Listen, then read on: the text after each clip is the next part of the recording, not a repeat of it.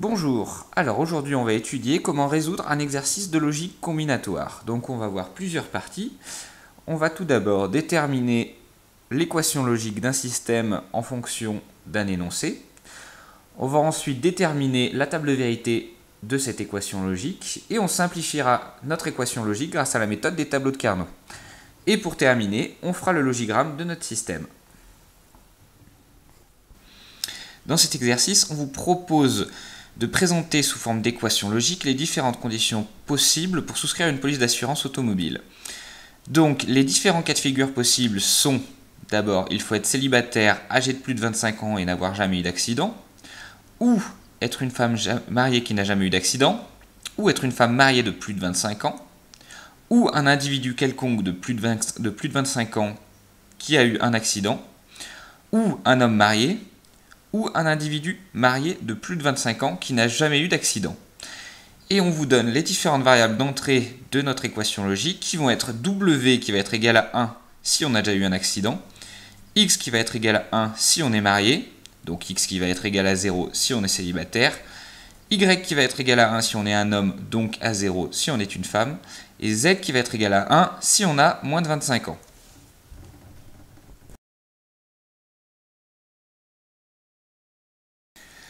Donc pour commencer, on va déterminer une équation logique de notre système en se basant sur les données qu'on a ici. Donc on sait qu'on a un premier cas de figure pour pouvoir s'assurer qui est d'être célibataire, âgé de plus de 25 ans et n'avoir jamais eu d'accident. On sait qu'on est célibataire quand x est égal à 0. Donc je vais créer mon équation logique que je vais appeler A. Elle va être égale à, pour commencer, x bar. Je mets un point pour le et logique. Il faut que je sois âgé de plus de 25 ans. Donc je vais dire que z est égal à 0, donc z bar. Je remets un et logique puisqu'il y a un troisième cas une troisième condition à remplir. Il ne faut que je n'ai jamais eu d'accident.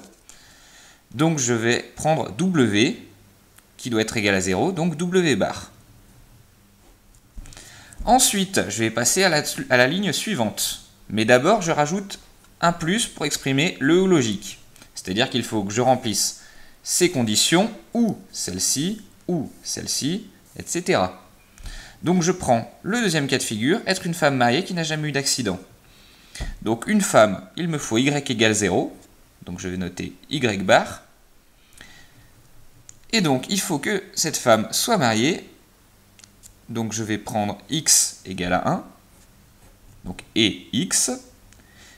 Et dernière condition, il faut que je n'ai jamais eu d'accident. Donc W égale 0, W bar. Et je vais faire de même pour tous les cas de figure qui sont présentés ici. Donc maintenant, nous avons obtenu notre équation logique qui est la suivante. X bar, Z bar, W bar, ou Y bar, X, W bar, ou Y bar, X, Z bar, ou Z bar, W bar, ou YX, ou x, z bar, w bar. Maintenant, nous allons créer notre table de vérité.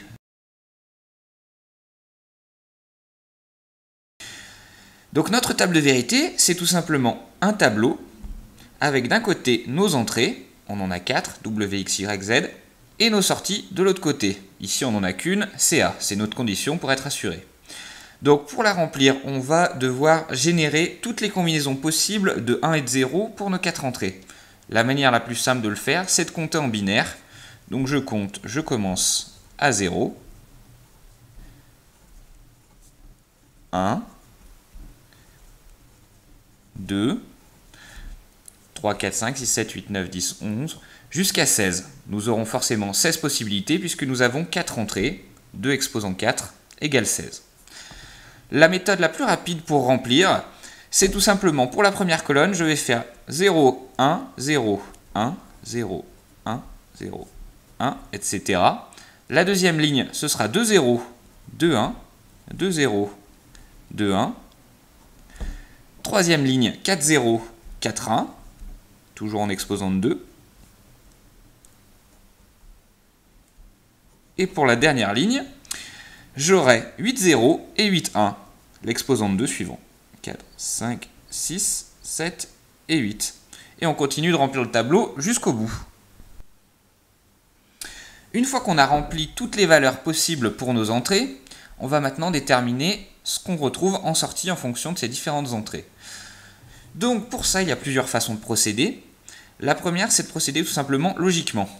C'est-à-dire, on va regarder les valeurs de nos différentes entrées. Par exemple, je vais prendre la première ligne. On a W qui est égal à 0, X qui est égal à 0, Y qui est égal à 0 et Z qui est égal à 0 également. En français, ça me donne quoi? Tout simplement, W égale 0, donc je n'ai jamais eu d'accident. X est égal à 0, donc je suis célibataire. Y est égal à 0, donc je suis une femme. Et Z est égal à 0, donc j'ai plus de 25 ans. Je rentre dans le cas de figure qui est là, puisque je suis célibataire, j'ai plus de 25 ans et je n'ai jamais eu d'accident. Donc je remplis cette condition, je mets un 1 en sortie. Ça, c'est la première façon de procéder, mais il y a de gros risques d'erreur sur cette méthode. Donc je vais vous proposer une deuxième méthode qui est beaucoup plus simple. Je vais prendre individuellement dans mon équation logique chaque groupe de et logique. Voilà, je les entoure de parenthèses pour bien les séparer. Hop. Je vais prendre chacun de ces groupes individuellement et je vais chercher partout où ces conditions-là sont remplies. Par exemple, je prends la première. X bar, Z bar, W bar. Donc il faut que je mette un 1 en sortie partout où j'ai X qui est égal à 0, Z qui est égal à 0, W qui est égal à 0. La première ligne, on a vu que c'était bon. J'ai W bar, j'ai Z bar et j'ai X bar. Deuxième ligne, on regarde. W bar, c'est vérifié. X bar, c'est vérifié. En revanche, Z bar, c'est pas bon. Je ne mets pas un 0 tout de suite parce que ce cas pourrait être rempli par un des autres morceaux d'équation. Je vérifie la suivante. X bar, W bar, Z bar. Ma condition est remplie. Je mets un 1. Ensuite, je vais procéder exactement de la même façon pour toutes les lignes et pour toutes les équations possibles, pour toutes les valeurs possibles de ma sortie.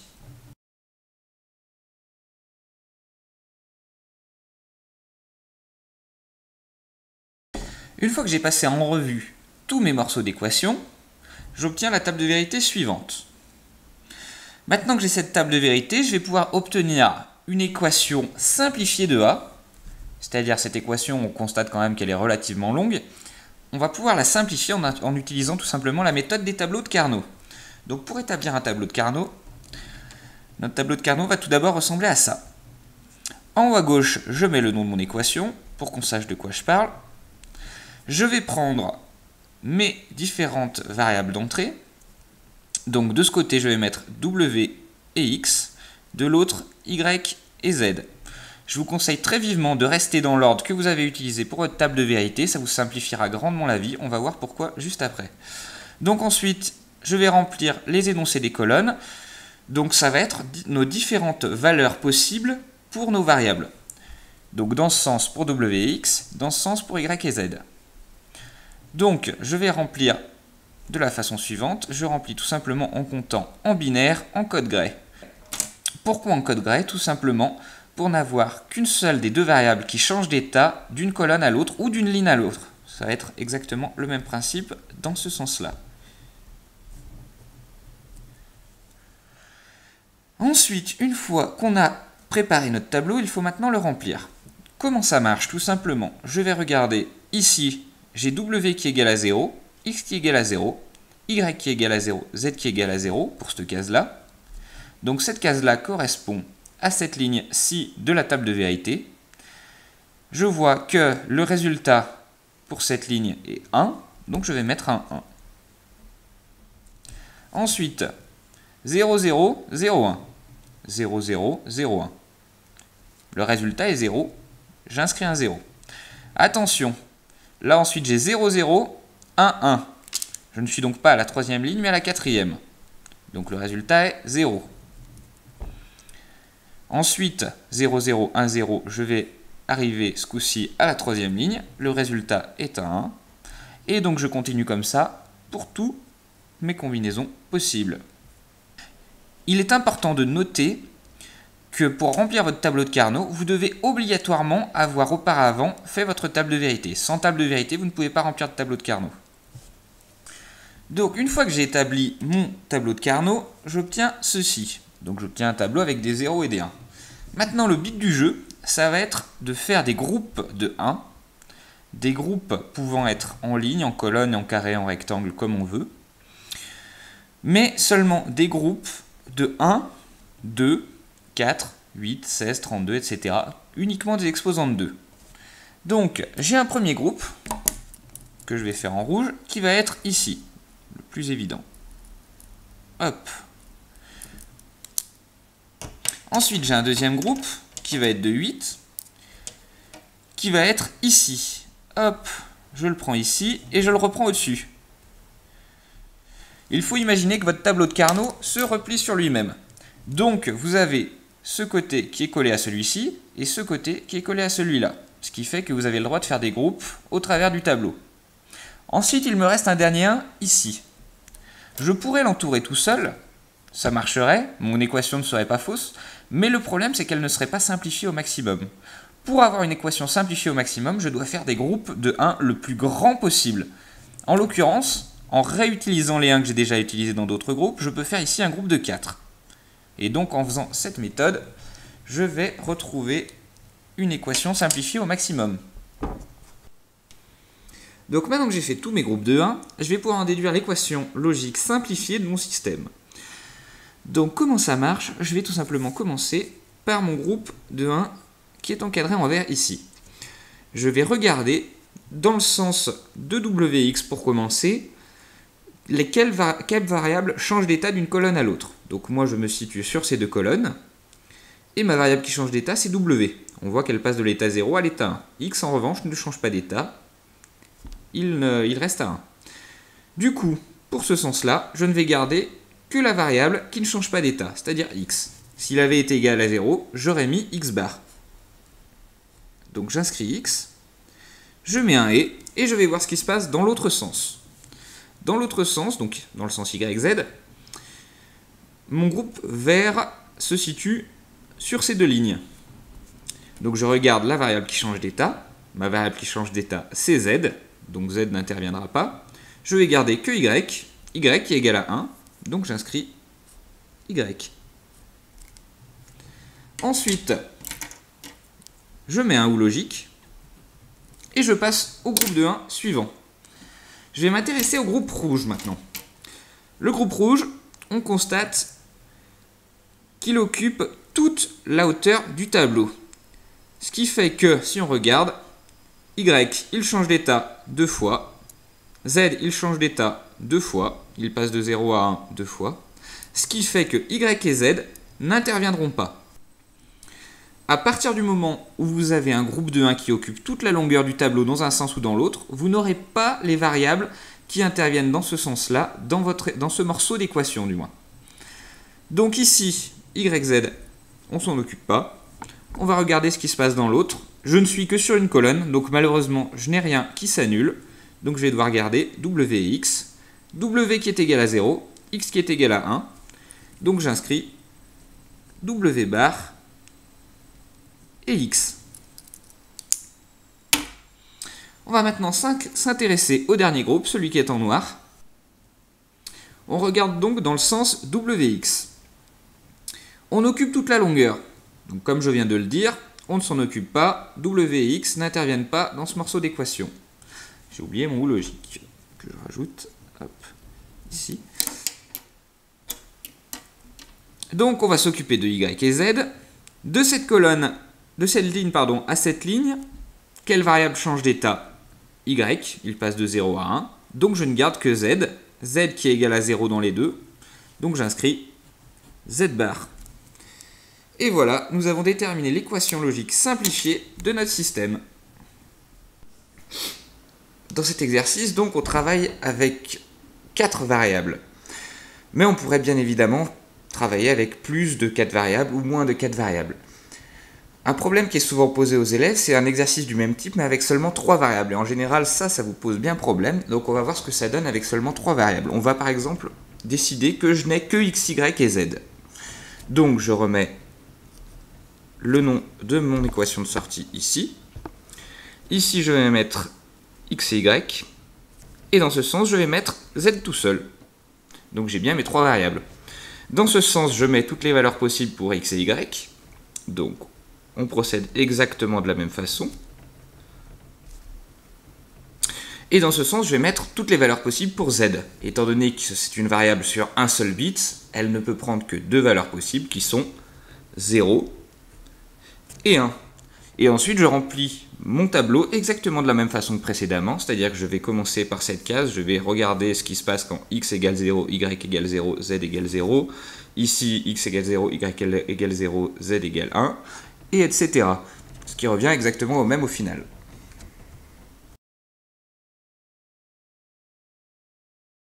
Pour déterminer les logigrammes de votre système, on peut prendre en considération deux choses. Soit on décide qu'on a le droit de faire des portes logiques de la taille qu'on veut, soit on vous impose de faire des portes logiques à deux entrées uniquement. On peut vous l'imposer au bac. Donc on va voir les deux méthodes une à une. On commence par considérer que vous avez le droit de faire ce que vous voulez au niveau des portes logiques. Donc je commence par le premier groupe que j'ai entouré ici de parenthèses. Donc c'est x, point y. Le point, c'est le symbole du et logique, donc je commence par créer une porte et logique. Ensuite, je viens me relier tout d'abord au x, et ensuite au y.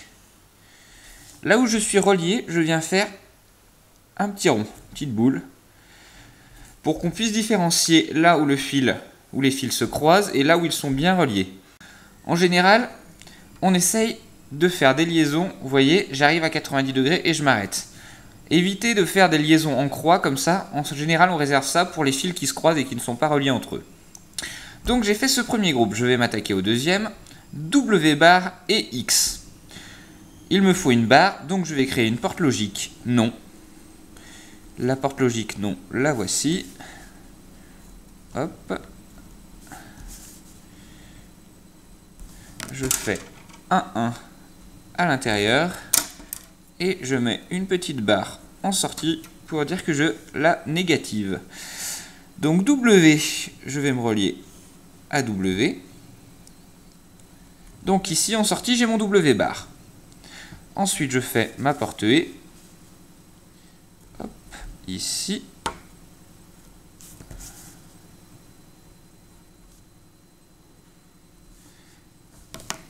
Je fais le symbole du et logique et je vais me relier à X.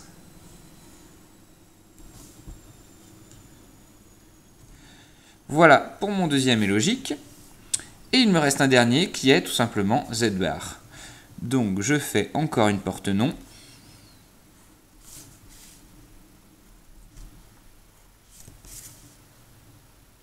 Hop.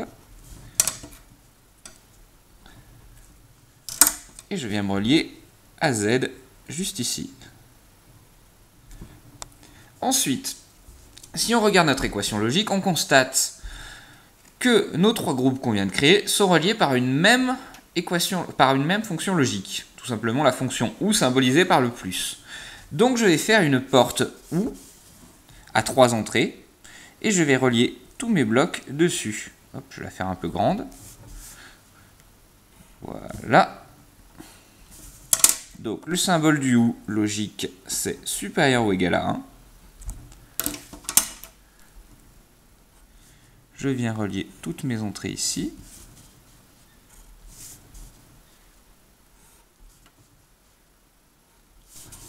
Hop. Et pour terminer, je fais ma sortie et j'inscris ici que ça correspond à A, pour qu'on sache de quoi on parle. Donc ça c'est la méthode où on a le droit d'utiliser des portes logiques à un nombre d'entrées indéterminé, c'est-à-dire je peux mettre 3 entrées, 4 entrées si j'avais eu besoin. Maintenant, si on vous interdit d'utiliser des portes à plus de 2 entrées, pour toute cette partie du système, ça ne changera rien. Il y a juste pour le OU logique, où tout simplement, ce que vous allez faire, c'est que vous allez faire une première porte OU, hop, et une deuxième.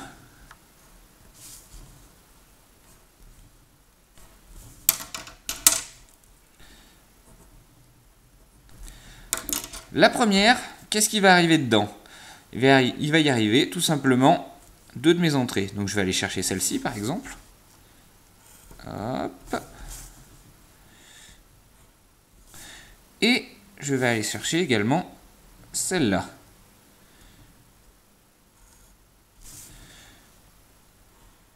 Ce qui fait que, à ce point ici, j'ai X et Y ou W bar et X. Donc il ne me manque plus que Z bar. Je vais aller me relier à mon autre porte qui est juste ici. Je l'ai faite à peu près. Hop, je viens me relier ici. Et je ramène également mon Z bar que je récupère là. Hop, jusque là. Et donc, je rajoute bien le symbole OU et mon Z bar. Donc, ça revient bien exactement au même. Et donc, j'oublie pas d'inscrire le nom de ma sortie.